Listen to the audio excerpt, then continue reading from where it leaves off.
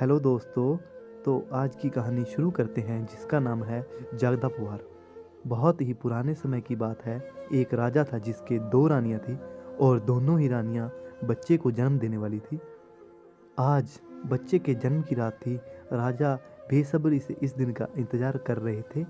दोनों रानियां अपने अलग अलग महल में रहती थी और राजा दरबार में बैठकर बच्चे के जन्म का इंतजार कर रहे थे। इसी तरफ बड़ी रानी बच्चे को जन्म देती है जिसके दरबार में नाई रहता था।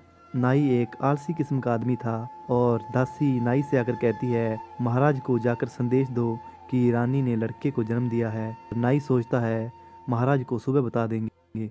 और दूसरी तरफ इधर छोटी रानी ने भी एक लड़के को जन्म दिया। रानी के दरबार में एक कोतवाल रहता था। कोतवाल बहुत फुर्तीला आदमी था।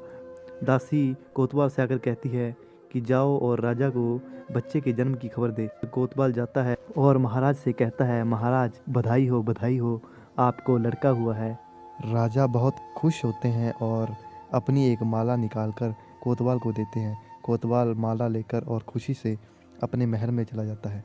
और दूसरी तरफ सुबह नाई आता है और राजा से कहता है राजा जी बधाई हो आपके लड़का हुआ है। राजा उससे पूछता है लड़का कब हुआ, अब हुआ या रात हुआ? तो नाई कहता है रात को हुआ। तो राजा उसे बोलते हैं फिर अब क्यों आया मेरे पास, रात को क्यों नहीं आया? और अब नाई के मुंह से क्या निकलता और बोला महाराज माफ़ कीजिए गलती हो गई। महाराज बोलते हैं चला जा यहाँ से नहीं तो मर जाएगा मेरे हाथों से। राज को फैसला करना था अभी कौन सा लड़का बड़ा है और कौन सा छोटा। छोटी रानी के हिसाब से पहले उसने राजा को अपने बेटे की खबर पहुंचाई, इसलिए उसका बेटा बड़ा होगा। लेकिन बड़ी रानी बोलती है कि मेरे बेटे ने पहले जन्म दिया है इसलिए मेरा बेटा बड़ा होगा। बड़ी रानी अपने बेटे का नाम जगदा पुआर रखती है और छोटी रानी अपने बेटे का नाम मोकल रखती है। अब राजा के हिसाब से मोकल बड़ा था इसलिए उसे राजा बना दिया जाता है। लेकिन अभी कहानी बाकी है।